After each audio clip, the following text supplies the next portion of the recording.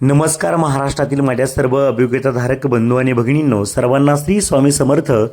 पवित्र पोर्टल शिक्षक भरती 2025-26 टेट परीक्षा 3 आणि या टेट परीक्षेचे प्रेफरन्स लवकरात लवकर आम्हाला देण्यासाठी यावेत अशी मागणी संपूर्ण महाराष्ट्रातील अभियोग्यताधारक करत आहेत. त्या ठिकाणी आपण जर पाहिलं तर 30 जूनपर्यंत त्या ठिकाणी जाहिरातीसाठी टॅब ओपन करण्यात आलेला आपल्याला पाहायला मिळतोय. मग आता ही पुन्हा मुदतवाढ होणार का, असाही प्रश्न अभियोग्यताधारकांच्या मनामध्ये आहे. त्याच ठिकाणी आपण जर विचार केला तर साधारणतः 15 दिवसांची मुदतवाढ मिळण्याची दाट शक्यता त्या ठिकाणी वर्तवण्यात येत आहे. साधारणतः 15 जुलैपर्यंत ही मुदतवाढ देण्यात येईल, त्याचं अधिकृत पत्र देखील आपल्याला पाहायला मिळेल. अनेक संस्थांकडून रिक्त पदांची माहिती अद्याप पूर्ण झाल्याचं आपल्याला पाहायला मिळत नाही आहे. त्यांच्या जाहिराती अपलोड झालेल्या नाही आहेत. त्याच पद्धतीने संच मान्यता, आरक्षण व विषयनिहाय पडताळणी देखील अजून अपूर्ण असल्याचं पाहायला मिळतं आहे.